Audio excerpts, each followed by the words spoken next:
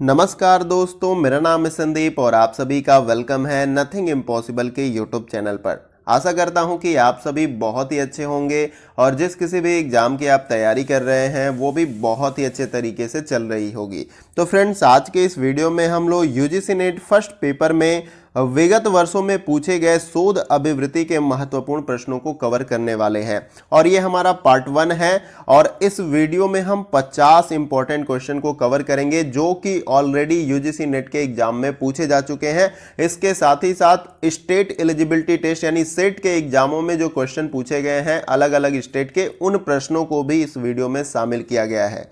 तो वीडियो बहुत ही इंपॉर्टेंट होने वाली है। वीडियो को स्टार्टिंग से लेके एंड तक देखिएगा और हो सके तो इन प्रश्नों को आप प्रैक्टिस सेट की तरह अटेम्प्ट करिएगा ताकि आपको ज़्यादा से ज़्यादा फायदा मिल सके। और कोशिश मैं करूंगा कि वीडियो शॉर्ट रहे, जल्दी से जल्दी मैं सभी प्रश्नों को कंप्लीट कराऊं ताकि आपको वीडियो देखने में कोई भी परेशानी ना हो। और इसी प्रकार से मैं नेक्स्ट वीडियो इसी यूनिट से यानी शोध अभिवृत्ति से जो विगत वर्षों में पूछे गए और भी प्रश्न हैं उनको कराने का प्रयास करूंगा और आगे के यूनिट्स को भी मैं ऐसे ही कवर करूंगा। तो फ्रेंड्स, चलिए समय को जाया नहीं करते हैं और वीडियो को स्टार्ट करते हैं और क्वेश्चन नंबर 1 को देखते हैं। आप कोशिश करिएगा कि सभी प्रश्नों का आप आंसर कर पाएं। और एक बात कि ये सारे प्रश्न प्रीवियस ईयर में ऑलरेडी पूछे जा चुके हैं।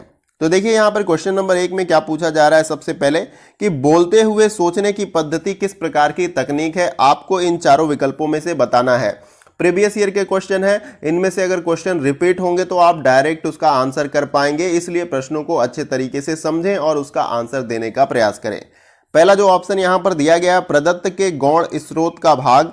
बी ऑप्शन यहां पर है अधिगमनकर्ता की रणनीति और निष्पादन की जांच के लिए प्रयुक्त तकनीक। और सी ऑप्शन दिया गया है प्राथमिक स्रोत उपलब्ध कराकर अधिगमनकर्ता की अभिक्षमता परीक्षण की रणनीति। और डी ऑप्शन यहां पर दिया गया है वैज्ञानिक शोध की आवश्यकता यहां पे आवश्यक विधि दिया गया है। तो आपको इन चारों विकल्पों में से बताना है कि बोलते हुए सोचने की पद्धति किस प्रकार की तकनीक है। तो देखिए इस प्रश्न का जो हमारा राइट आंसर हो जाएगा वो है आपका ऑप्शन नंबर बी, अधिगमनकर्ता की रणनीति और निष्पादन की जांच के लिए प्रयुक्त तकनीक जो है ये होता है बोलते हुए सोचने की पद्धति। तो आपको याद रखना है, अगर ये क्वेश्चन रिपीट होगा तो आपको यही आंसर सही लगाना है। अगला क्वेश्चन देखते हैं। देखिए अगला क्वेश्चन है क्वेश्चन नंबर 2। इसमें पूछा जा रहा है कि प्रतिभागी प्रेक्षण निम्नांकित में से किसका अंश होता है। आपको इन चारों विकल्पों में से बताना है कि प्रतिभागी प्रेक्षण निम्नांकित में से किसका अंश होता है। पहला जो ऑप्शन है दार्शनिक शोध का, बी ऑप्शन है भाषा का मनोवादी सिद्धांत, और यहाँ पे सी ऑप्शन दिया गया है गणितीय शोध, और डी ऑप्शन है नृजातीय शोध। तो इन चारों विकल्पों में से आपको बताना है सही आंसर कमेंट बॉक्स में। देखिए इस प्रश्न का जो हमारा राइट आंसर हो जाएगा वो है आपका ऑप्शन नंबर डी, नृजातीय शोध। तो प्रतिभागी प्रेक्षण निम्नांकित में से किसका अंश होता है, तो नृजातीय शोध का जो है यह अंश होता है। और ये प्रश्न बहुत ही इंपॉर्टेंट इसलिए क्योंकि ये यूजीसी नेट एग्जाम में जो है जून 2019 में ये प्रश्न जो है आपका पूछा गया है। तो बहुत ही इंपॉर्टेंट ये क्वेश्चन हो जाता है, 2019 में ये प्रश्न पूछा गया है। अगला क्वेश्चन देखते हैं। देखिए अगला क्वेश्चन है क्वेश्चन नंबर 3। इसमें पूछा जा रहा है कि शोध में साहित्यिक चोरी क्या है। आपको बताना है कि शोध में जो है साहित्यिक चोरी क्या है इन चारों विकल्पों में से। पहला जो ऑप्शन है यहाँ पे पूर्ववर्ती प्रदत्त का सृजनात्मक उपयोग, और दूसरा यहाँ पे बी ऑप्शन है बेईमानी से नकल करना और उनका उपयोग, और सी ऑप्शन है किसी व्यक्ति के कथनक या उसकी बात को उद्धृत करना, और डी ऑप्शन है पूर्ववर्ती प्रदत्तों का संदर्भ प्रस्तुत करना और नए उद्देश्य से इस पर कार्य करना। तो इन चारों विकल्पों में से आपको यह बताना है कि साहित्यिक चोरी किस प्रकार की है, शोध में जो साहित्यिक चोरी है वो किस प्रकार की है इन चारों विकल्पों में से। तो इसका जो सही आंसर हमारा हो जाएगा वो है आपका ऑप्शन नंबर बी, बेईमानी से नकल करना और उनका उपयोग करना। बेईमानी से नकल करने का मतलब क्या है कि आप किसी भी व्यक्ति का सामान या तथ्य हो सकता है या कंटेंट उनके बिना इजाजत के आप उपयोग कर रहे हैं, वही क्या होता है बेईमानी। अगर आपको उपयोग करना है तो आप उस व्यक्ति से पूछ सकते हैं क्या मैं आपका कंटेंट या तथ्य उपयोग कर सकता हूं, मैं उसका क्रेडिट आपको दे दूंगा। तो इस प्रकार से वो बेईमानी नहीं होगी। लेकिन बिना इजाजत के अगर हम उनका कोई भी सामान हो, तथ्य हो या किताब में से कोई कोटेशन हो या नोट्स हो, उसका उपयोग करते हैं तो वो क्या होगा, साहित्यिक चोरी के अंतर्गत आ जाएगा शोध में। तो यहां पर आपको याद रखना है, बहुत ही इंपॉर्टेंट क्वेश्चन है और यह भी क्वेश्चन जून 2019 में पूछा गया है। अगला क्वेश्चन देखते हैं। देखिए अगला क्वेश्चन है क्वेश्चन नंबर 4।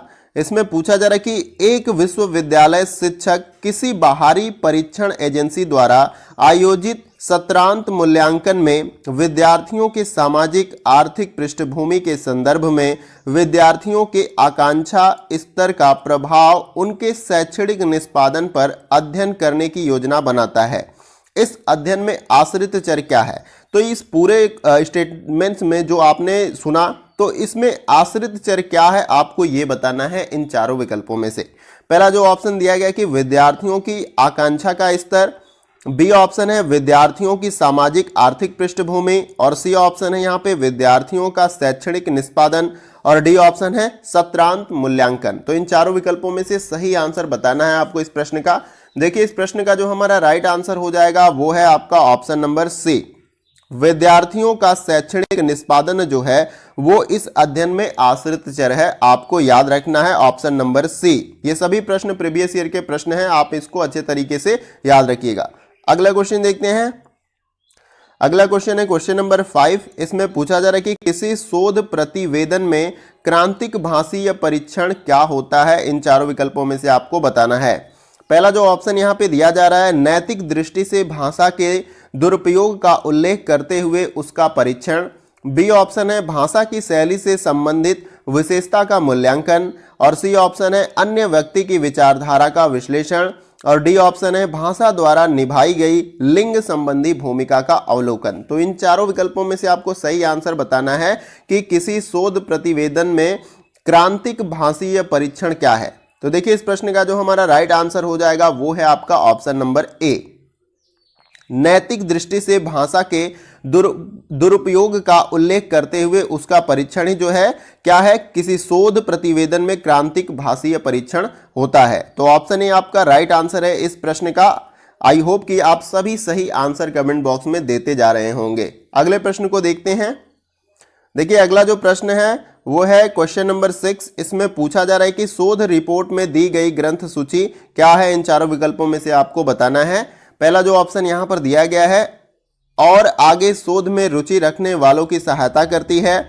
बी ऑप्शन है शोधकर्ता के विशद ज्ञान को दर्शाता है, और सी ऑप्शन है रिपोर्ट को प्रमाणिक बनाता है, और डी ऑप्शन यहां पर है रिपोर्ट का वैकल्पिक भाग है। तो आपको बताना है कि शोध रिपोर्ट में दी गई ग्रंथ सूची क्या है। तो देखिए इसका जो राइट आंसर हमारा हो जाएगा वो है आपका ऑप्शन नंबर ए, और आगे शोध में रुचि रखने वालों की सहायता करती है क्या?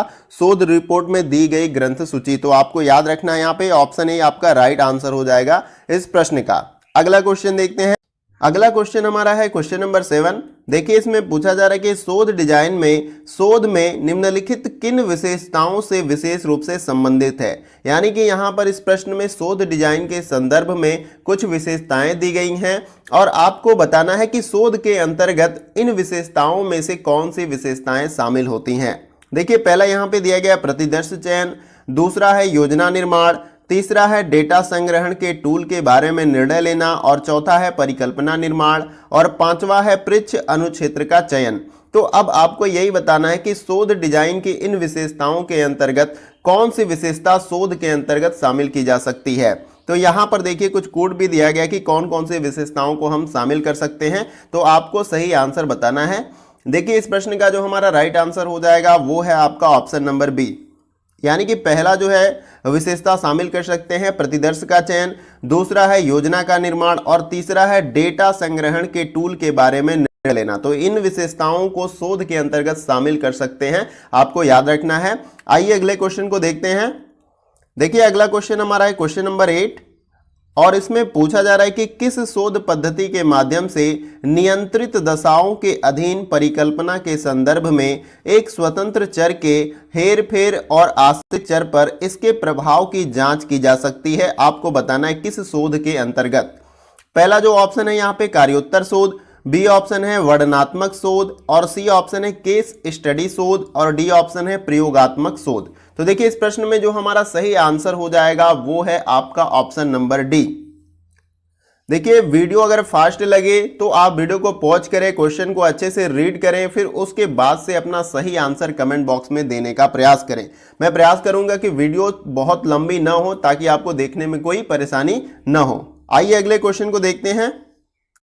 अगला क्वेश्चन हमारा है क्वेश्चन नंबर 9। देखिए इसमें पूछा जा रहा है कि निम्नलिखित शोध अध्ययनों में से किसमें सामान्यीकरण के निरूपण की अपेक्षा व्याख्या और अर्थ पर अधिक ध्यान दिया जाता है। तो देखिए यहाँ पे शोध अध्ययन के बारे में दिया गया है और आपको यह बोला जा रहा है कि किसमें सामान्यीकरण के निरूपण की अपेक्षा, यानी कि सामान्यीकरण का निरूपण जो होता है उसकी अपेक्षा व्याख्या और अर्थ पर अधिक ध्यान दिया जाता है। वह कौन सा शोध अध्ययन है आपको बताना है। उसके संदर्भ में यहाँ पे कुछ ऑप्शन दिए गए हैं, जैसे ऐतिहासिक अध्ययन, दूसरा है सर्वेक्षण अध्ययन, तीसरा है दार्शनिक अध्ययन और चौथा है नृजातीय अध्ययन और पांचवा है प्रकल्पना निगमनात्मक अध्ययन और छठा दिया गया यहाँ पे कार्योत्तर अध्ययन। तो कौन सा शोध अध्ययन जो है ऐसा है जिसमें व्याख्या और अर्थ पर अधिक ध्यान दिया जाता है, आपको यह बताना है। देखिए इस प्रश्न का जो हमारा राइट आंसर हो जाएगा वो है आपका ऑप्शन नंबर डी। 1, 3 और 4 आपका राइट आंसर हो जाएगा, यानी कि ऐतिहासिक अध्ययन में और यहाँ पे दार्शनिक अध्ययन में और चौथा जो है आपका नृजातीय अध्ययन में। इनमें जो है आपका व्याख्या और अर्थ पर अधिक ध्यान दिया जाता है। किसके कंपैरिजन? सामान्यीकरण और निरूपण के कंपैरिजन जो है व्याख्या और अर्थ पर अधिक ध्यान दिया जाता है, आपको याद रखना है। अगला क्वेश्चन देखते हैं। देखिए अगला क्वेश्चन है क्वेश्चन नंबर 10। इसमें पूछा जा रहा है कि ऐसे अध्ययन को जिसमें शोधकर्ता को प्रायोगिक और प्लेसिबो समूह की पहचान की जानकारी नहीं होती उसे क्या कहा जाता है, इसमें बताना है इन चारों विकल्पों में से। पहला जो ऑप्शन है ब्लाइंड कहा जाता है और बी ऑप्शन है डबल ब्लाइंड और सी ऑप्शन है पैनल और डी ऑप्शन है कोहॉर्ट। तो कौन सा ऑप्शन आपका सही आंसर हो सकता है इस प्रश्न के संदर्भ में?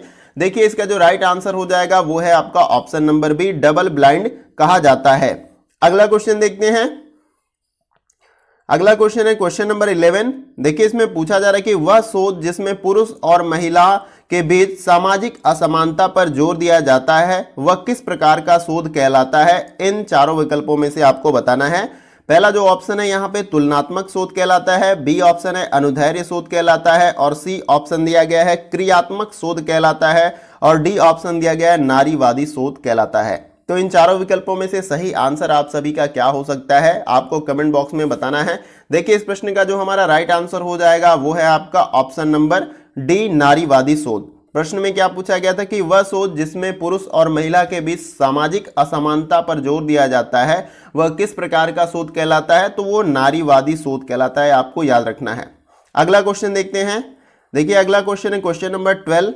इसमें पूछा जा रहा है कि सर्वाधिक आसान और अभिवृत्तिक स्केल जो एक समाकलित कोटि निर्धारण स्केल होता है वह क्या कहलाता है, इन चारों विकल्पों में से।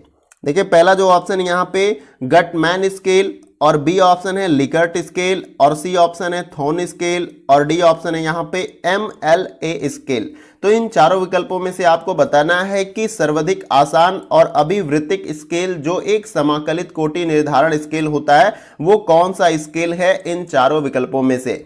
तो देखिए इस प्रश्न का जो राइट आंसर हो जाएगा वो है आपका option number B, Likert scale जो है ये राइट आंसर हो जाएगा इस प्रश्न का।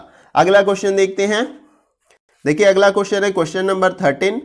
इसमें पूछा जा रहा है कि मात्रात्मक शोध को और क्या कहा जाता है, यानी कि मात्रात्मक शोध जो है उसको और किस नाम से जाना जाता है, आपको बताना है। पहला जो यहाँ पर ऑप्शन दिया गया है निर्जातीय उपागम और बी ऑप्शन है असंरचित उपागम और सी ऑप्शन है वर्णनात्मक उपागम और डी ऑप्शन है संरचित उपागम। तो देखिए इस प्रश्न का जो हमारा राइट आंसर होगा वो है आपका ऑप्शन नंबर डी, संरचित उपागम के नाम से जो है इसको जाना जाता है। प्रश्न में यही पूछा जा रहा था कि मात्रात्मक शोध को और क्या कहा जाता है, यानी कि और किस नाम से उसको जाना जाता है, तो संरचित उपागम के नाम से इसको जाना जाता है। अगला क्वेश्चन देखते हैं। अगला क्वेश्चन है क्वेश्चन नंबर 14। इसमें पूछा जा रहा है कि जिस शोध विधि में सामान्यीकरण किया जाता है जो उसी प्रकार की अन्य परिस्थितियों पर लागू होता है उसे क्या कहा जाता है, इन चारों विकल्पों में से बताना है। पहला जो ऑप्शन यहां पर दिया गया है आपको कोहॉर्ट स्टडी, बी ऑप्शन है केस स्टडी, सी ऑप्शन है पैनल स्टडी और डी ऑप्शन है ब्लाइंड स्टडी। तो इन चारों विकल्पों में से सही आंसर क्या हो सकता है? तो देखिए इस प्रश्न का जो राइट आंसर होगा वो है आपका option number B, case study उसको कहा जाता है, आपको याद रखना है। अगला क्वेश्चन देखते हैं। सभी क्वेश्चन प्रीवियस ईयर के एग्जाम में पूछे जा चुके हैं और इन्हीं प्रश्नों की प्रैक्टिस सेट को हम कर रहे हैं यहाँ पे, तो यहां से एक आध दो प्रश्न आपसे पूछ लिए जा सकते हैं, तो आप वीडियो को और क्वेश्चन को अच्छे तरीके से अटेम्प्ट करिएगा।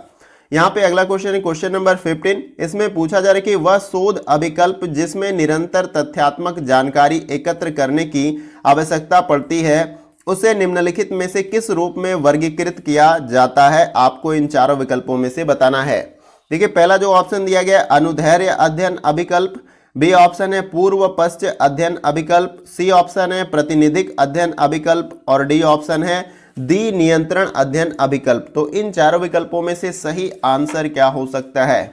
देखिए इस प्रश्न का जो हमारा राइट आंसर होगा वो है आपका ऑप्शन नंबर ए, अनुदैर्ध्य अध्ययन अभिकल्प जो है इसका राइट आंसर हो जाएगा क्वेश्चन का। अगला क्वेश्चन देखते हैं। देखिए अगला क्वेश्चन है क्वेश्चन नंबर 16। इसमें पूछा जा रहा है कि स्नोबॉल प्रतिचयन किसी प्रतिदर्श के चयन की वह प्रक्रिया है जिसमें इसका प्रयोग किया जाता है। तो ये बताना है आपको इन चारों विकल्पों में से किसमें प्रयोग किया जाता है इसका। पहला जो ऑप्शन है नेटवर्क, बी ऑप्शन है समूह और सी ऑप्शन है स्नोबॉल और डी ऑप्शन यहाँ पे दिया गया है कंप्यूटर प्रोग्राम। तो इस प्रश्न का जो हमारा राइट आंसर हो जाएगा वो है आपका ऑप्शन नंबर ए, नेटवर्क में। प्रश्न में क्या पूछा गया था? स्नोबॉल प्रतिचयन किसी प्रतिदर्श के चयन की वह प्रक्रिया है जिसमें इसका प्रयोग किया जाता है। तो नेटवर्क का यहां पे ऑप्शन आपका क्या हो जाएगा? ए, राइट आंसर। अगला क्वेश्चन देखते हैं। अगला क्वेश्चन है क्वेश्चन नंबर 17। इसमें पूछा जा रहा है कि निम्नांकित में किस शोध प्रतिमान में प्रतिभागियों के परिप्रेक्ष्य के अनुसार यथार्थ की व्याख्या देने को महत्वपूर्ण माना जाता है। इन चारों विकल्पों में से आपको बताना है किस शोध के प्रतिमान के अंतर्गत। पहला जो ऑप्शन है यहाँ पे प्रयोगात्मक शोध, बी ऑप्शन है कार्योत्तर शोध, सी ऑप्शन है निर्जातीय वर्णन विषयक शोध और डी ऑप्शन है सर्वेक्षणात्मक शोध। तो इस प्रश्न का जो हमारा राइट आंसर होगा वो है आपका ऑप्शन नंबर सी, निर्जातीय वर्णन विषयक शोध जो है ये आपका राइट आंसर हो जाएगा इस प्रश्न के अंतर्गत। प्रश्न में यही पूछा जा रहा है कि निम्नांकित में यानी इन चारों विकल्पों में से किस शोध प्रतिमान में प्रतिभागियों के परिप्रेक्ष्य के अनुसार यथार्थ की व्याख्या देने को महत्वपूर्ण माना जाता है। तो निर्जातीय वर्णन विषयक शोध के अंतर्गत। अगला क्वेश्चन देखते हैं। देखिए अगला क्वेश्चन है क्वेश्चन नंबर 18।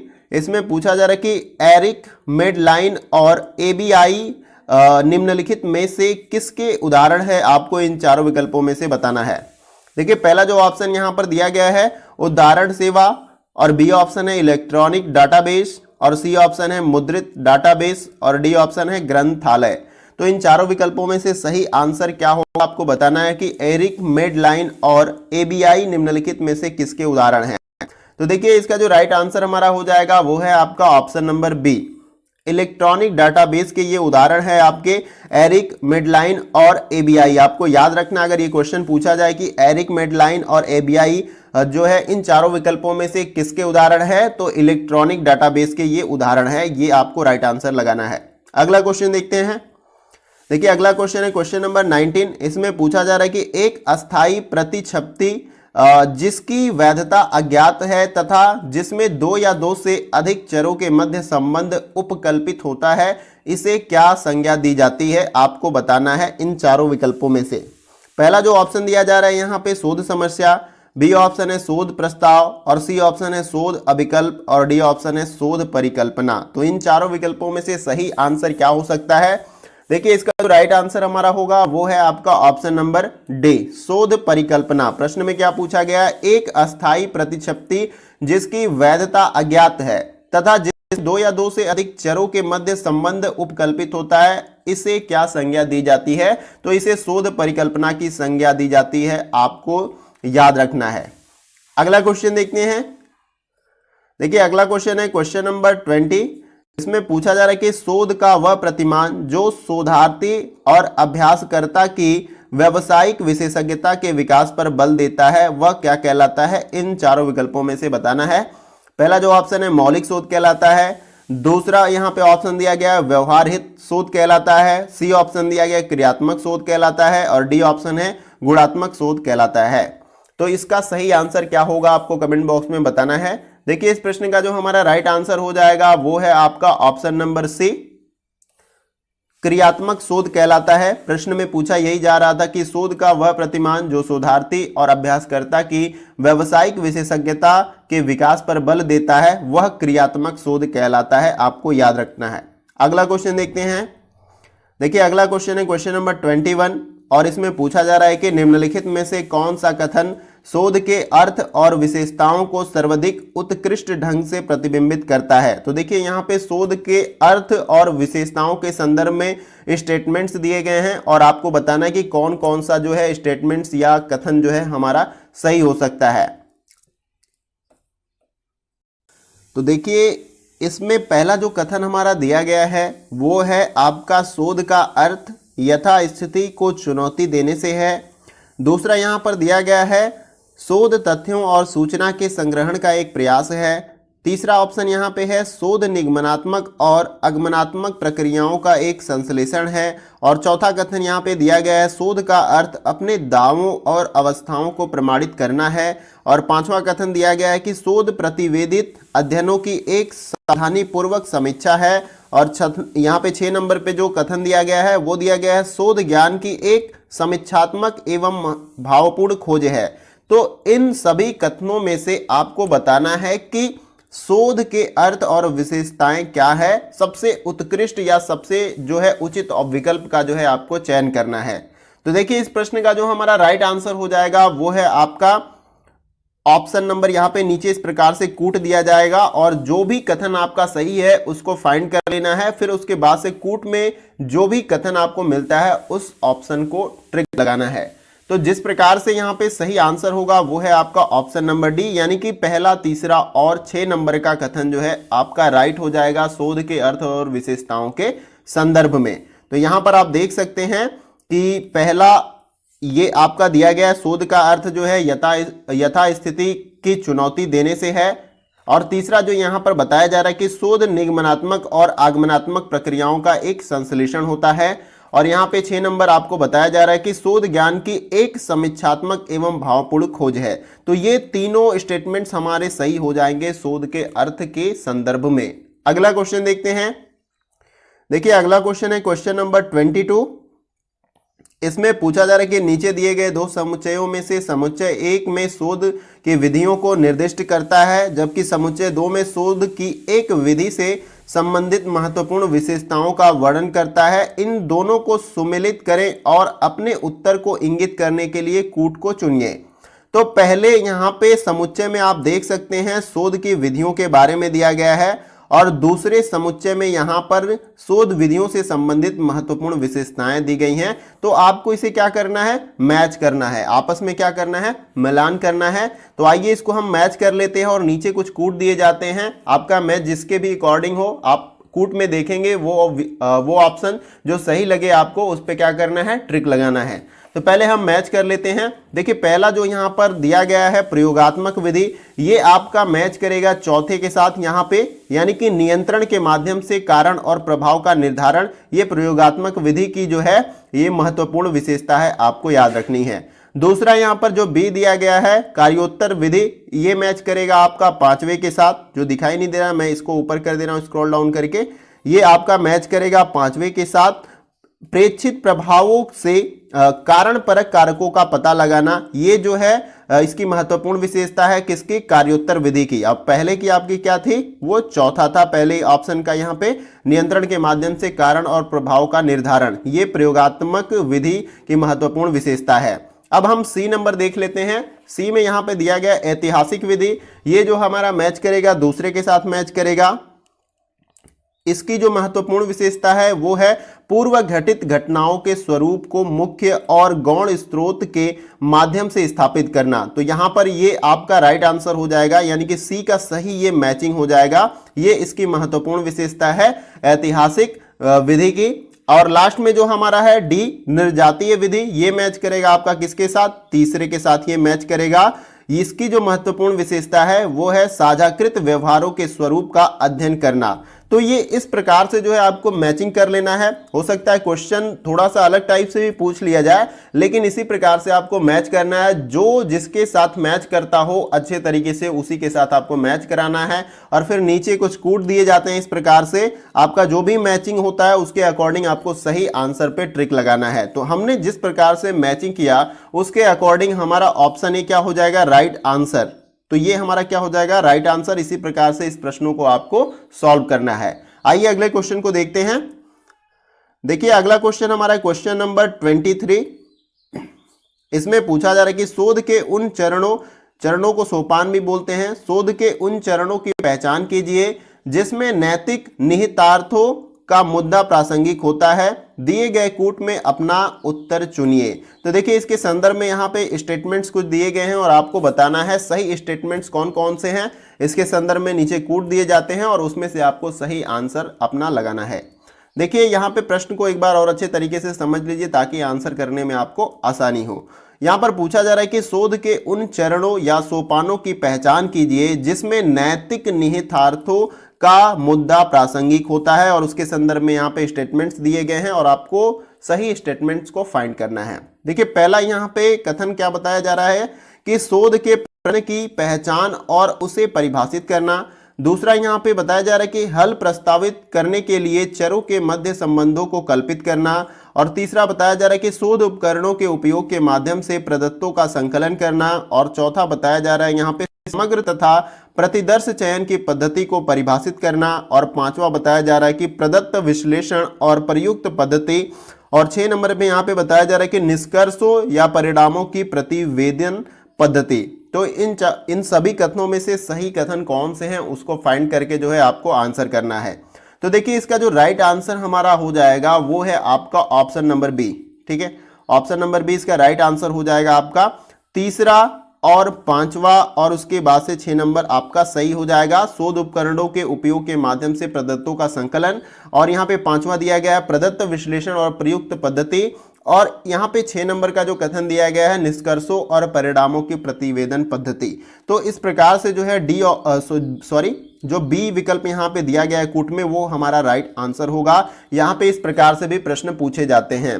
तो ये थोड़ा सा प्रश्न सॉल्व करने में कठिनाई होती है इस प्रकार के प्रश्नों को, लेकिन आप अच्छे से प्रश्नों को पढ़ेंगे तो आप इसको बहुत ही आसानी के साथ सॉल्व कर पाएंगे। आइए अगले क्वेश्चन को देखते हैं। देखिए अगला क्वेश्चन हमारा है क्वेश्चन नंबर 25। देखिए फ्रेंड्स क्वेश्चन नंबर 24 को हमने लीव कर दिया है, छोड़ दिया है, क्योंकि उसमें कुछ त्रुटियां थी, टाइपिंग में जो है बहुत सारी त्रुटियां हो गई थी, जिसकी वजह से हमने उस क्वेश्चन को छोड़ दिया। अब क्वेश्चन नंबर 25 से हम देखेंगे। देखिए इसमें पूछा जा रहा है कि अपना शोध प्रबंध लिखते समय एक शोधार्थी सांख्यिकी या तकनीकों के अनुप्रयोग का तर्काधार नहीं बताता है, इसे निम्न में किसका उत्तम उदाहरण माना जाएगा इन चारों विकल्पों में से।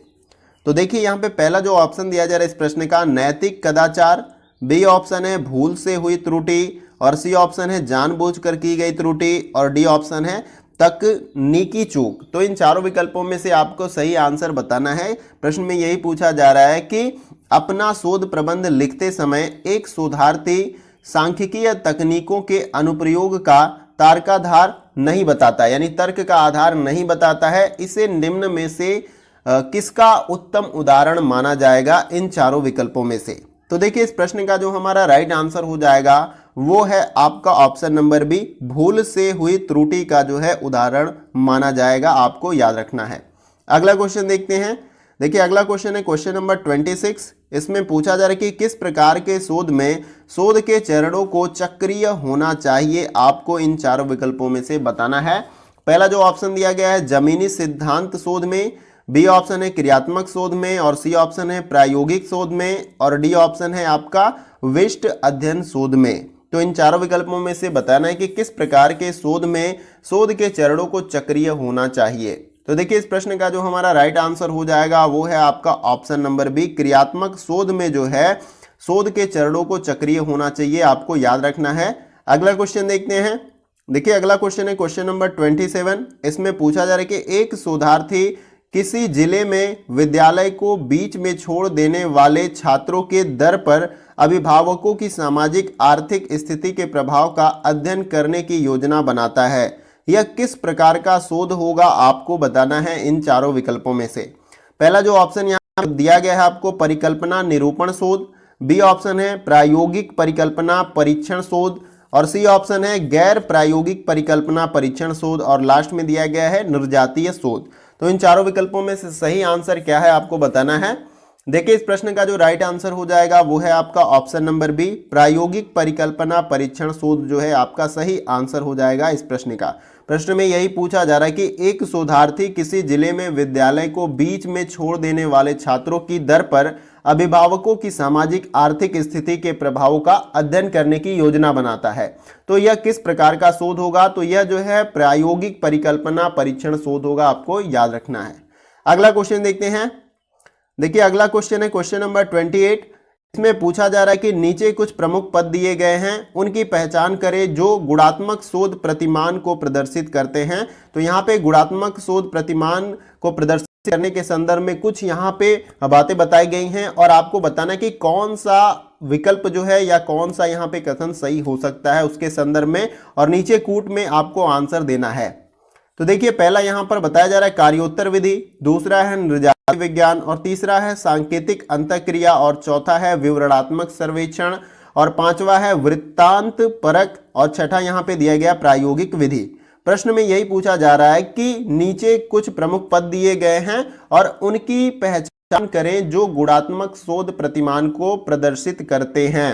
तो आपको बताना है कि इनमें से कौन से जितने भी ऑप्शन दिए गए हैं कि गुणात्मक शोध के प्रतिमान को प्रदर्शित करते हैं, और जो भी प्रदर्शित करते हैं उसके संदर्भ में यहाँ पे 4 कूट दिया गया और सही आंसर आपको बताना है।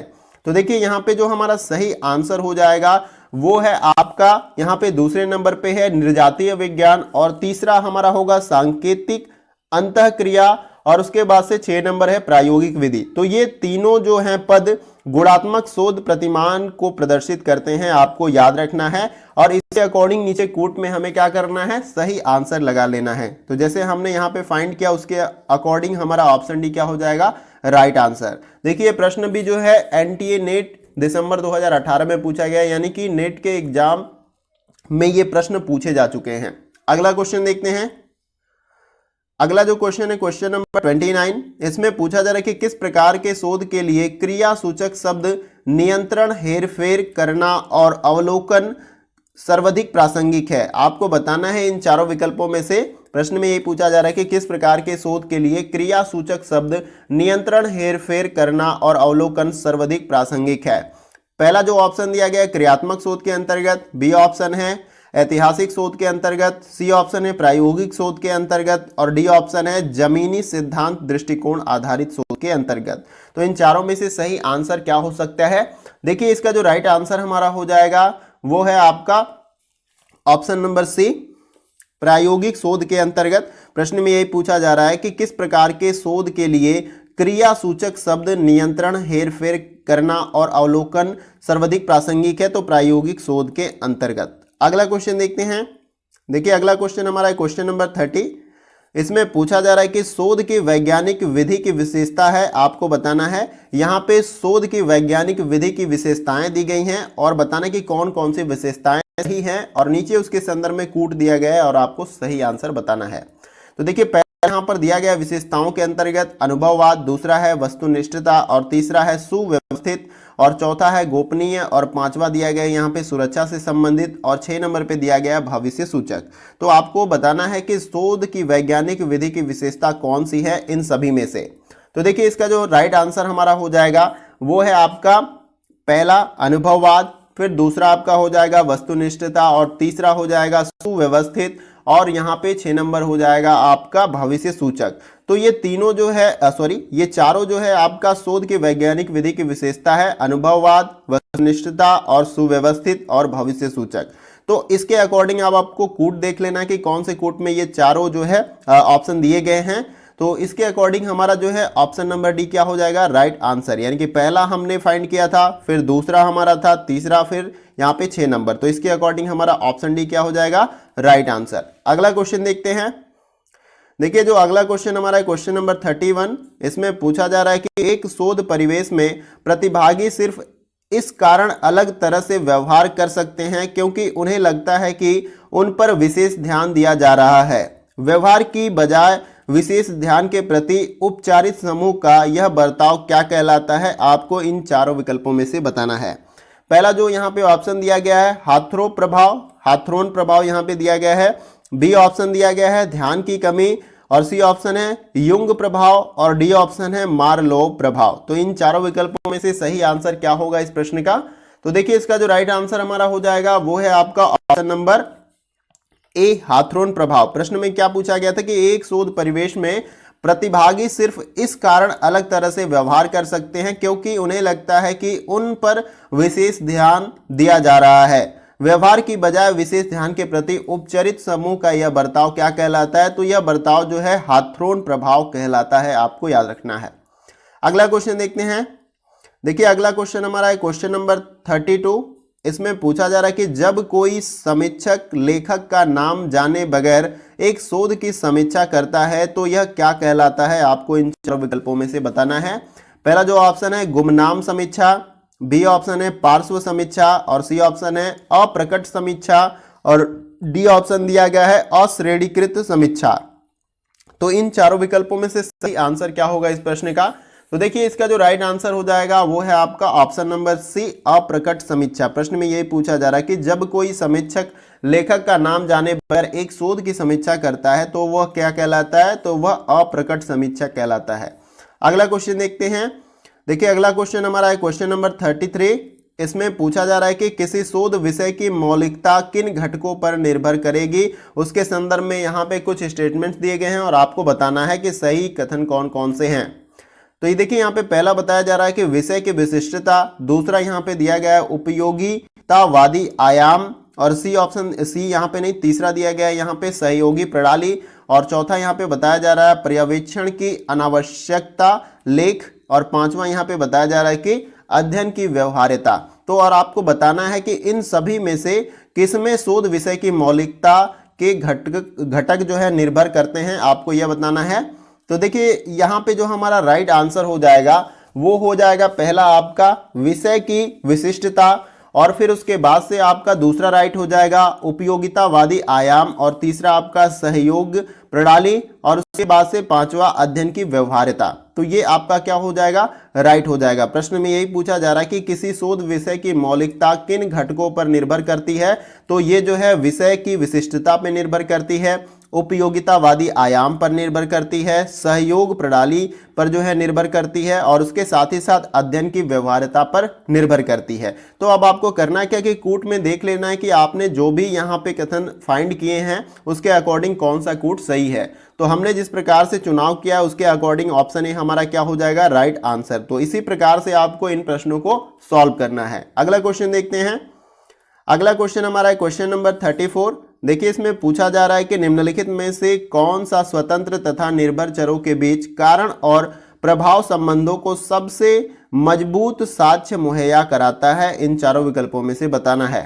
पहला जो ऑप्शन है सहसंबंधात्मक उपागम, बी ऑप्शन है गैर प्रायोगिक उपागम, और सी ऑप्शन है प्रायोगिक उपागम, और डी ऑप्शन है वर्णनात्मक सांख्यिकी। तो इन चारों विकल्पों में से सही आंसर क्या होगा आपको बताना है। देखिए इसका जो राइट आंसर हो जाएगा वो है आपका ऑप्शन नंबर सी, प्रायोगिक उपागम। प्रायोगिक उपागम आपका राइट आंसर हो जाएगा इस प्रश्न का। प्रश्न में यही पूछा गया है कि इन चारों विकल्पों में से कौन सा स्वतंत्र तथा निर्भर चरों के बीच कारण और प्रभाव संबंधों को सबसे मजबूत साक्ष्य मुहैया कराता है? तो प्रायोगिक उपागम। अगला क्वेश्चन देखते हैं। देखिए अगला क्वेश्चन है क्वेश्चन नंबर 35। इसमें पूछा जा रहा है कि मापी जाने योग्य और बदलते मापों से युक्त ऊंचाई, भार एवं प्रसन्नता जैसी विशेषता को आप क्या कहेंगे? इन चारों विकल्पों में से बताना है। और ये प्रश्न जो है आपका दिसंबर 2018 में पूछा जा चुका है यूजीसी नेट के एग्जाम में। तो यहाँ पर पहला जो ऑप्शन दिया गया है वो है आपका अनुमानी, बी यहाँ पे सी ऑप्शन दिया गया है चर, और उसके बाद से बी ऑप्शन नीचे टाइप हो गया है सांख्यिकी, और डी ऑप्शन यहाँ पे दिया गया प्रतिदर्श। तो आपको बताना है इन चारों विकल्पों में से कौन सा ऑप्शन सही है। तो प्रश्न में यही पूछा जा रहा था कि मापे जाने योग्य और बदलते मापों से युक्त ऊंचाई, भार या प्रसन्नता जैसी विशेषता को आप क्या कहेंगे? तो देखिए इसका जो राइट आंसर हमारा हो जाएगा वो है आपका ऑप्शन नंबर सी, इसे चर कहेंगे। आपको याद रखना, ये टाइप में थोड़ा सा मिस्टेक है, ये नीचे होना चाहिए सी ऑप्शन, लेकिन ये ऑप्शन आपका राइट है इस प्रश्न के। तो आपको चर का ऑप्शन जो है ट्रिक लगाना है। क्वेश्चन बहुत ही इंपॉर्टेंट है। अगला क्वेश्चन देखते हैं। देखिए अगला जो क्वेश्चन है क्वेश्चन नंबर 36, इसमें पूछा जा रहा है कि निम्नलिखित में से कौन सा शिक्षा के सिद्धांत के प्रतिपादक तथा उसके संगत सिद्धांत का युग्म सुमेलित नहीं है, इन चारों विकल्पों में से बताना। यह भी क्वेश्चन दिसंबर 2018 में पूछा गया है। पहला जो यहाँ पे ऑप्शन दिया गया है प्लेटो प्रकृतिवाद से संबंधित है, बी ऑप्शन है रूसो प्रकृतिवाद से संबंधित है, फिर उसके बाद सी ऑप्शन है प्लेटो आदर्शवाद से संबंधित है, और डी ऑप्शन दिया गया है डेवी व्यवहारिकतावाद से संबंधित है। तो इन चारों विकल्पों में से आपको यही बताना है कि इन शिक्षा के सिद्धांतों के प्रतिपादक तथा उसके संगत सिद्धांत का कौन सा युग्म सुमेलित नहीं है। तो देखिए इस प्रश्न का जो हमारा राइट आंसर हो जाएगा वो है आपका ऑप्शन नंबर ए, प्लेटो प्रकृतिवाद से संबंधित नहीं है, ये हमारा सुमेलित नहीं है। आपको याद रखना है, प्लेटो आदर्शवाद से संबंधित है, आपको याद रखना है। अगला क्वेश्चन देखते हैं। अगला क्वेश्चन है क्वेश्चन नंबर 37, इसमें पूछा जा रहा है कि किसी शोध रिपोर्ट में क्या शामिल होता है, उसके संदर्भ में यहाँ पे कुछ स्टेटमेंट्स दिए गए हैं और आपको बताना है। ये भी प्रश्न दिसंबर 2018 में पूछा गया है। पहला जो यहाँ पे बताया जा रहा है कि वित्तीय लेख शामिल होते हैं, दूसरा है प्रारंभिक भाग, और तीसरा यहाँ पे दिया गया उपयोगिता प्रमाण पत्र, चौथा यहाँ पे दिया गया शीर्षक पृष्ठ, और पांचवा दिया गया है विषय सूची, और 6 नंबर पे दिया गया अंतिम अध्याय। तो आपको क्या बताना है कि किसी शोध रिपोर्ट में क्या शामिल होते हैं, उसके संदर्भ में यहाँ पे मैंने सारे ऑप्शन आपको बताएं और आपको बताना है कि क्या क्या शामिल होते हैं, और नीचे कूट भी दिया गया है, इसके अकॉर्डिंग जो है आपको सही आंसर भी लगाना है। देखिए इस प्रश्न का जो हमारा राइट आंसर हो जाएगा वो है आपका ऑप्शन नंबर बी, दूसरा प्रारंभिक भाग शामिल होता है, फिर चौथा शीर्षक पृष्ठ होता है, पांचवा आपका होता है विषय सूची, और उसके बाद से आपका होता है 6 नंबर पे अंतिम अध्याय। तो इस प्रकार से जो है ये आपका क्रम है। यहाँ पे प्रश्न में यही पूछा गया कि किसी शोध रिपोर्ट में क्या शामिल होते हैं, प्रारंभिक भाग, फिर उसके बाद से जो है आपका शीर्षक पृष्ठ होता है, पांचवा मैंने बताया विषय सूची, और 6 नंबर पे अंतिम अध्याय। तो इस प्रकार से अगर ये प्रश्न पूछा जाए तो आपको सॉल्व करना है, और ऑप्शन बी इसका राइट आंसर है। अगला क्वेश्चन देखते हैं। अगला क्वेश्चन हमारा है क्वेश्चन नंबर 38, और ये प्रश्न हमारा मैचिंग वाला क्वेश्चन है, मिलान वाला क्वेश्चन है, और ये क्वेश्चन हमारा यूजीसी नेट एग्जाम जुलाई 2018 में पूछा जा चुका है। तो आइए इसको मैच करते हैं। देखिए यहाँ पर दिया गया है समुच्चय 1 और समुच्चय 2। समुच्चय 1 में आपको शोध के प्रकार के बारे में बताया गया है, समुच्चय 2 में आपको शोध की विशेषताओं के बारे में बताया गया है। तो शोध के प्रकार को शोध की विशेषताओं के साथ आपको मैच करना है, वो भी सही तरीके से। तो आइए इसको मैच कर लेते हैं। तो देखिए सबसे पहले यहाँ पर दिया गया है मौलिक शोध, तो मौलिक शोध की विशेषताएं क्या है आपको उसके साथ मैच करना है। तो ये हमारा मैच करेगा दूसरे के साथ। सिद्धांत निर्माण के माध्यम से प्रभाव उत्पादक व्याख्या का विकास करना मौलिक शोध की विशेषता होती है, इसके साथ ये मैच करेगा। दूसरा हमारा है बी व्यवहारित शोध, ये मैच करेगा हमारा चौथे के साथ। यहाँ पर इसकी जो विशेषता है विभिन्न स्थितियों में उपयोग के लिए सिद्धांत की प्रायोज्यता की खोजबीन करना, ये आपका व्यवहारित शोध का विशेषता होता है, आपको याद रखना है। तीसरा देखिए यहाँ पे मैच करेगा क्रियात्मक शोध, वो मैच करेगा तीसरे के साथ। यहाँ पे इसकी जो विशेषता है वह है हस्तक्षेप के उपयोग के माध्यम से प्रचलित स्थिति में सुधार लाना, यह क्रियात्मक शोध की विशेषता होती है। और यहाँ पे डी जो हमारा मैच करेगा वो मैच करेगा आपका पहले के साथ, ये मैच करेगा डी किसके साथ मैच करेगा, पहले के साथ। इसकी जो विशेषता है वो है हस्तक्षेप के अनुभूत प्रभाव का पता लगाना, ये मूल्यांकन परक शोध की विशेषता है। तो इस प्रकार से आपको मैच कर लेना है, और नीचे मैं स्क्रॉल डाउन करता हूं, इस प्रकार से आपको कूट दिए जाएंगे, और आपको जिस प्रकार से आपने मैचिंग किया है उसके अकॉर्डिंग सही कूट का चयन करना है। तो हमने जिस प्रकार से मैचिंग किया उसके अकॉर्डिंग हमारा ऑप्शन नंबर ए क्या हो जाएगा, राइट आंसर हो जाएगा। इसी प्रकार से आपको इस प्रश्न को सॉल्व करना है। अगला क्वेश्चन देखते हैं। देखिए अगला क्वेश्चन है क्वेश्चन नंबर 39, इसमें पूछा जा रहा है कि क्रियाकलापों के निम्नलिखित समुच्चयों में कौन सा समुच्चय क्रियात्मक शोध रणनीति की चक्रीय प्रकृति को इंगित करता है। उसके संदर्भ में यहाँ पे कुछ विकल्प दिए गए हैं और सही विकल्प का आपको चुनाव करना है। ये प्रश्न यूजीसी नेट एग्जाम जुलाई 2018 में पूछा जा चुका है। देखिए पहला जो ऑप्शन दिया जा रहा है गहन चिंतन करना, और फिर उसके बाद है प्रेक्षण करना, नियोजन और क्रियान्वित। फिर बी ऑप्शन दिया गया प्रेक्षण करना, क्रियान्विति, गहन चिंतन करना, नियोजन। फिर सी ऑप्शन दिया गया क्रियान्विति, नियोजन, प्रेक्षण करना, गहन चिंतन करना, और डी ऑप्शन है नियोजन और क्रियान्विति, प्रेक्षण करना, गहन चिंतन करना। तो आपको सही आंसर बताना है कमेंट बॉक्स में। प्रश्न में यही पूछा जा रहा है कि क्रियाकलापों के निम्नलिखित समुच्चयों में कौन सा समुच्चय क्रियात्मक शोध रणनीति की चक्रीय प्रकृति को इंगित करता है। तो देखिए इसका जो राइट आंसर हमारा हो जाएगा वो है आपका ऑप्शन नंबर डी। नियोजन, क्रियान्विति, प्रेक्षण करना और गहन चिंतन करना, ये समुच्चय जो है क्रियात्मक शोध रणनीति की चक्रीय प्रकृति को इंगित करते हैं। ऑप्शन डी हमारा क्या हो जाएगा, राइट आंसर। अगला क्वेश्चन देखते हैं। देखिए अगला क्वेश्चन है क्वेश्चन नंबर 40। इसमें पूछा जा रहा है कि शोध पदों का निम्नलिखित में से कौन सा क्रम वैज्ञानिक विधि के निकटस्थ है। आपको बताना है इन चारों विकल्पों में से कि शोध पदों के इन निम्नलिखित क्रमों में से वैज्ञानिक विधि के सबसे पास में या निकटस्थ कौन सा विकल्प है। आपको सही आंसर बताना है। स्क्रॉल डाउन करके मैं ऊपर करता हूं और सभी ऑप्शन को रीड करके मैं आपको बताता हूं। देखिए पहला जो ऑप्शन दिया गया है यहाँ पर समस्या का प्रस्तावित समाधान, समाधान के परिणामों को निगमित करना, और फिर उसके बाद से समस्या की स्थिति को अनुभूत करना, कठिनाई की पहचान और समाधान और परीक्षण। तो ये पहला ऑप्शन था। दूसरा ऑप्शन है हमारा समस्या की स्थिति को अनुभूत करना, फिर उसके बाद से आगे यहाँ पे है वास्तविक समस्या की पहचान और उसकी परिभाषा, फिर परिकल्पना करना, प्रस्तावित समाधान के परिणामों को निगमित करना और परिकल्पना का कार्य रूप में परीक्षण। तो ये दूसरा ऑप्शन था हमारा। और तीसरा जो ऑप्शन यहाँ पे है सी ऑप्शन, इसमें दिया गया है समस्या को परिभाषित करना, समस्या के कारणों की पहचान करना, समग्र को परिभाषित करना, प्रतिदर्श का चयन, आंकड़ों का संग्रहण और परिणामों का विश्लेषण करना।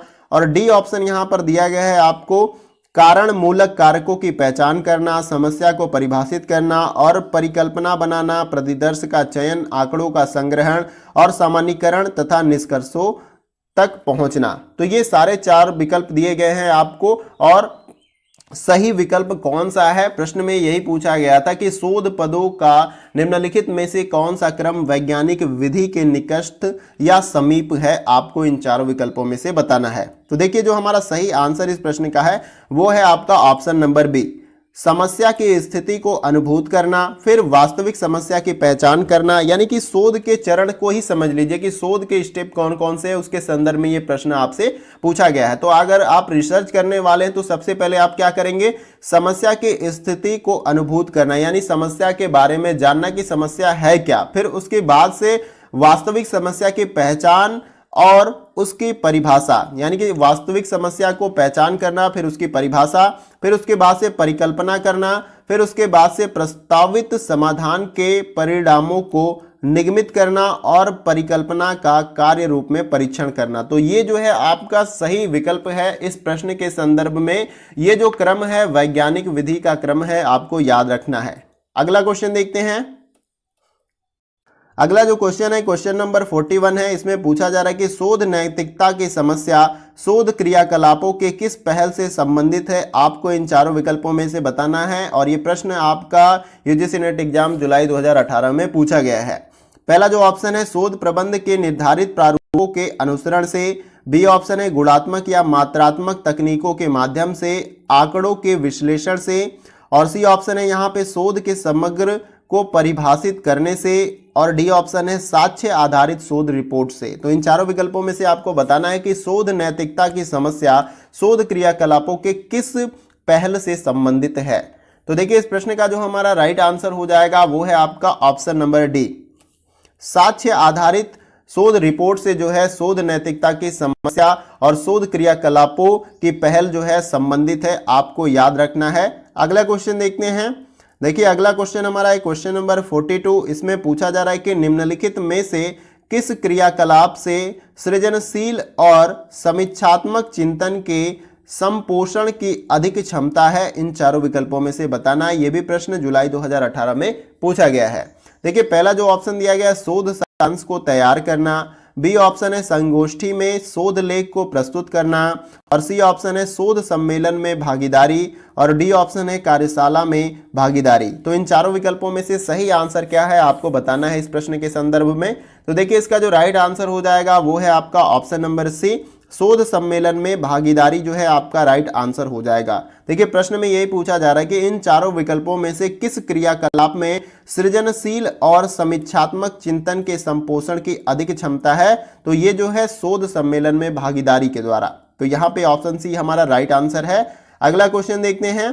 देखिए अगला क्वेश्चन है क्वेश्चन नंबर 43। इसमें पूछा जा रहा है कि यदि आप शिक्षक हैं और आपकी कक्षा में छात्र उत्तर नहीं दे पाता तो आप की क्या प्रतिक्रिया होगी आपको बताना है। तो देखिए पहला जो ऑप्शन दिया गया है इस प्रश्न के संदर्भ में उसको बैठने को कहेंगे, बी ऑप्शन है किसी अन्य छात्र को उत्तर देने को कहेंगे, और सी ऑप्शन है उसको दंड देंगे, और डी ऑप्शन है उसको उत्तर देने के लिए प्रोत्साहित करेंगे। तो इन चारों विकल्पों में से सही आंसर क्या है आपको बताना है।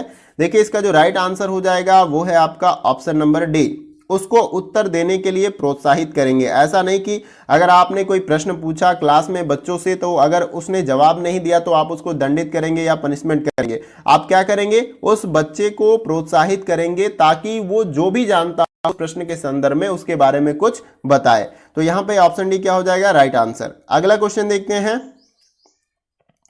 अगला क्वेश्चन है क्वेश्चन नंबर 44। इसमें पूछा जा रहा है कि निर्देशोपरांत छात्रों के अंतिम उपलब्धि के संपादित मूल्यांकन को क्या कहा जाता है। और ये प्रश्न एमपी सेट 2018 में पूछा गया है। देखिए सेट का मतलब स्टेट एलिजिबिलिटी टेस्ट, जैसे नेट आपका होता है इसका फुल फॉर्म है नेशनल एलिजिबिलिटी टेस्ट, उसी प्रकार से आपका सेट का फुल फॉर्म होता है स्टेट एलिजिबिलिटी टेस्ट। और ये सर्टिफिकेट जब आपको मिलता है यानी कि सेट आप क्वालिफाई होते हैं तो ये आपके स्टेट में ही मान्य होता है। ये अलग अलग स्टेटों में एग्जाम कंडक्ट कराया जाता है। तो ये एमपी सेट का क्वेश्चन है। देखिए पहला जो ऑप्शन यहाँ पे दिया गया है न्यायात्मक संदर्भ मूल्यांकन, बी ऑप्शन है योगात्मक मूल्यांकन, और सी ऑप्शन है निष्पादन मूल्यांकन, और यहाँ पे डी ऑप्शन दिया गया अनौपचारिक मूल्यांकन। तो इन चारों विकल्पों में से सही आंसर आपको बताना है। देखिए इसका जो राइट आंसर हो जाएगा वो है आपका ऑप्शन नंबर बी, योगात्मक मूल्यांकन जो है इसका राइट आंसर हो जाएगा। प्रश्न में यही पूछा जा रहा है कि निर्देशोपरांत छात्रों के अंतिम उपलब्धि के संपादित मूल्यांकन को क्या कहा जाता है। तो योगात्मक मूल्यांकन कहा जाता है। अगला क्वेश्चन देखते हैं। अगला क्वेश्चन है क्वेश्चन नंबर 45। पूछा जा रहा है इसमें कि परिकल्पना क्या है। परिकल्पना के बारे में यहाँ पे कुछ कथन ऑप्शन दिए गए हैं और आपको बताना है कि परिकल्पना क्या है। पहला जो ऑप्शन दिया गया है इसमें फलदायक कथन, और यहाँ पे सी ऑप्शन है घोषणात्मक कथन, और यहाँ पे बी ऑप्शन दिया गया है अस्थायी समाधान, और डी ऑप्शन है सभी सही है। तो इन चारों विकल्पों में से सही आंसर क्या है परिकल्पना के संदर्भ में। तो देखिए इसका जो राइट आंसर हो जाएगा वो है आपका ऑप्शन नंबर डी, सभी सही है। यानी कि ये तीनों ऑप्शन आपके राइट हो जाएंगे परिकल्पना के संदर्भ में। यह फलदायक कथन होता है, यहाँ पे सी जो ऑप्शन है घोषणात्मक कथन है, और यह जो है अस्थायी समाधान है। तो यहाँ पे ये तीनों सही है, इसलिए हमारा ऑप्शन डी क्या हो जाएगा राइट आंसर। देखिए परिकल्पना का मतलब कि आप रिसर्च से पहले जो हाइपोथेसिस बनाते हैं कि आप किस प्रकार से जो है रिसर्च को कंप्लीट करेंगे, उसी को जो है परिकल्पना कहते हैं, हाइपोथेसिस कहते हैं, आपको याद रखना है। और ये प्रश्न भी जो है एमपी सेट 2018 में पूछा गया है। तो स्टेट एलिजिबिलिटी के जो क्वेश्चन है उसको भी यहाँ पे पुट किया गया है शोध अभिवृत्ति वाले यूनिट से। अगला क्वेश्चन देखते हैं। अगला क्वेश्चन है क्वेश्चन नंबर 46। इसमें पूछा जा रहा है कि समस्त उद्धृत अध्ययनों की न्यायोचित वैज्ञानिक सूची को क्या कहते हैं। इन चारों विकल्पों में से आपको बताना है। तो देखिए यहाँ पे पहला जो ऑप्शन दिया गया है अनुक्रमणिका, और यहाँ पे सी ऑप्शन है संदर्भ सूची, बी ऑप्शन है पुस्तक संदर्भित, और यहाँ पे डी ऑप्शन है नौ पुस्तक संदर्भ। तो इन चारों विकल्पों में से आपको बताना है कि समस्त उद्धृत अध्ययनों की न्यायोचित वैज्ञानिक सूची को क्या कहते हैं। देखिए इसका जो राइट आंसर हो जाएगा वो है आपका ऑप्शन नंबर सी संदर्भ सूची। यहाँ पे टाइपिंग में मिस्टेक है, ऑर्डर थोड़ा सा यहाँ पे ऊपर हो गया ऑप्शन सी का, लेकिन ये आंसर आपका सही हो जाएगा संदर्भ सूची। अगला क्वेश्चन देखते हैं। देखिए अगला क्वेश्चन है क्वेश्चन नंबर 47। इसमें पूछा जा रहा है कि कौन सी शोध सर्वेक्षण एवं तथ्य खोजक जांच की प्रकार है, इन चारों विकल्पों में से बताना है। और ये भी क्वेश्चन एमपी सेट एग्जाम 2018 में पूछा गया है। पहला जो ऑप्शन है विश्लेषणात्मक, और यहाँ पे सी ऑप्शन है विवेचनात्मक, और बी ऑप्शन है मूलभूत, और डी ऑप्शन है अनुभवात्मक। तो इन चारों विकल्पों में से आपको बताना है कि कौन सी शोध सर्वेक्षण एवं तथ्य खोजक जांच की प्रकार है। तो देखिए इस प्रश्न का जो हमारा राइट आंसर हो जाएगा वो है आपका ऑप्शन नंबर सी विवेचनात्मक। ये आपका राइट आंसर हो जाएगा इस प्रश्न के संदर्भ में। अगला क्वेश्चन देखते हैं। अगला क्वेश्चन है क्वेश्चन नंबर 48। इसमें पूछा जा रहा है कि जिस समूह में स्वतंत्रता चित्र उपस्थित रहता है उसे क्या कहा जाता है। इन चारों विकल्पों में से कि जिस समूह में स्वतंत्र चित्र उपस्थित रहते हैं उसे क्या कहा जाता है। पहला जो ऑप्शन दिया गया है वांछित समूह, बी ऑप्शन है नियंत्रित समूह, और सी ऑप्शन है प्रयोगात्मक समूह, और डी ऑप्शन है बाह्य समूह। तो इन चारों विकल्पों में से सही आंसर क्या होगा। तो देखिए इस प्रश्न का जो हमारा राइट आंसर हो जाएगा वो है आपका ऑप्शन नंबर आपका सी, यहाँ पे राइट आंसर हो जाएगा प्रयोगात्मक समूह। प्रश्न में यही पूछा गया कि जिस समूह में स्वतंत्र चित्र उपस्थित रहता है उसे क्या कहा जाता है, तो प्रयोगात्मक समूह जो है उसको कहा जाता है। अगला क्वेश्चन देखते हैं। देखिए अगला क्वेश्चन है क्वेश्चन नंबर 49। इसमें पूछा जा रहा है कि शोध डिजाइन क्या निरूपित करता है, इन चारों विकल्पों में से बताना है। ये प्रश्न भी जो है एमपी सेट 2018 में पूछा गया है। पहला जो ऑप्शन है खोज, बी ऑप्शन है उपचारक, और यहाँ पे सी ऑप्शन है अनुसंधानात्मक, और डी ऑप्शन है सभी सही है। तो इन चारों विकल्पों में से आपको बताना है कि शोध डिजाइन क्या निरूपित करता है। तो देखिए इस प्रश्न का जो राइट आंसर हो जाएगा वो है आप हमारा ऑप्शन नंबर डी सभी सही है, यानी कि खोज के बारे में भी यह निरूपित करता है, उपचारक होता है, और सी ऑप्शन है अनुसंधानात्मक भी होता है। तो ये तीन सही है, जिसलिए हमारा ऑप्शन नंबर डी क्या हो जाएगा राइट आंसर। आइए अगले क्वेश्चन को देखते हैं, और ये हमारा वीडियो का लास्ट क्वेश्चन होगा। इसमें देखिए क्वेश्चन नंबर 50 में पूछा जा रहा है कि एक अनुसंधानकर्ता प्राकृतिक आपदा तथा उस संदर्भ में घटित होने वाले व्यवहारों के मध्य संबंधों का अध्ययन करता है। यह किस प्रकार के अनुसंधान का उदाहरण है, आपको बताना है इन चारों विकल्पों में से। और यह भी प्रश्न एमपी सेट एग्जाम 2018 में पूछा गया है। देखिए पहला जो ऑप्शन है यहाँ पे वर्णनात्मक अनुसंधान, बी ऑप्शन है प्रयोगात्मक अनुसंधान, और सी ऑप्शन है अनुरूपण अनुसंधान, और डी ऑप्शन है सहसंबंधात्मक अनुसंधान। तो इन चारों विकल्पों में से आपको बताना है कि एक अनुसंधानकर्ता प्राकृतिक आपदा तथा उस संदर्भ में घटित होने वाली व्यवहारों के मध्य संबंधों का अध्ययन करता है। यह किस प्रकार के अनुसंधान का उदाहरण है, इन चारों विकल्पों में से। तो देखिए इस प्रश्न का जो हमारा राइट आंसर हो जाएगा वह है आपका ऑप्शन नंबर डी सहसंबंधात्मक अनुसंधान का उदाहरण है। यह आपको याद रखना है, ठीक है। इस प्रश्न का हमारा ऑप्शन डी क्या हो जाएगा राइट आंसर। तो देखिए फ्रेंड्स ये क्वेश्चन हमारा वीडियो का लास्ट क्वेश्चन था, और मैं उम्मीद करता हूं, आशा करता हूं कि जितने भी क्वेश्चन मैंने आपको कराए शोध अभिवृत्ति वाले यूनिट से, ये सभी आपके एग्जाम के पॉइंट ऑफ व्यू से बहुत ही इंपॉर्टेंट होंगे। क्योंकि ये जितने भी प्रश्न आज के मैंने कराए इस वीडियो में, ये सभी प्रीवियस ईयर के एग्जाम में पूछे गए हैं। ज़्यादातर क्वेश्चन यूजीसी नेट के एग्जाम में पूछे गए हैं, और कुछ क्वेश्चन जो है एमपी सेट के एग्जाम में भी पूछे गए हैं शोध अभिवृत्ति वाले यूनिट से। तो ये ज़्यादा आपको बहुत ही ज़्यादा हेल्प करने वाला है वीडियो। तो आपको वीडियो कैसा लगा इसके बारे में कमेंट बॉक्स में जरूर बताइएगा। और किसी प्रश्न को लेकर आपको डाउट होता है, कुछ समझ में नहीं आता है, तो उसके बारे में भी आप कमेंट बॉक्स में पूछ सकते हैं। इसके साथ ही साथ अगर किसी और टॉपिक पे, किसी और यूनिट से संबंधित कुछ भी क्वेरी हो, क्वेश्चन पूछना हो, तो आप कमेंट बॉक्स में पूछ सकते हैं। किसी और टॉपिक पे वीडियो चाहिए तो उसके बारे में भी आप कमेंट बॉक्स में बता सकते हैं। इसके साथ ही साथ वीडियो कहीं से भी अच्छा लगे तो वीडियो को जरूर लाइक करें, क्योंकि आपके एक लाइक से हमें बहुत सारा मोटिवेशन मिलता है, अप्रिसिएशन मिलता है। हमें लगता है किसी को नीड है, किसी को जरूरत है हेल्प की, और हमें निरंतर इसी प्रकार से कार्य करना चाहिए ताकि उस व्यक्ति या उस विद्यार्थी तक हमारी मदद पहुंचती रहे। तो फ्रेंड्स वीडियो कैसा लगा इसको जरूर बताइएगा कमेंट बॉक्स में। और चैनल पे अगर आप नए हैं तो चैनल को सब्सक्राइब कर सकते हैं, और उसके बगल में जो बेल आइकन का बटन होता है इस प्रकार से, उसको आप प्रेस कर सकते हैं। इस चैनल पे जो भी इंपॉर्टेंट वीडियो अपलोड की जाएगी तो उसकी नोटिफिकेशन आपको बहुत ही आसानी के साथ प्राप्त हो जाएगी, और आप वीडियो को मिस नहीं कर पाएंगे। तो फ्रेंड्स आज के वीडियो में बस इतना ही। फिर मिलते हैं नेक्स्ट वीडियो में कुछ और महत्वपूर्ण प्रश्नों के साथ। तब तक के लिए जय हिंद, जय भारत।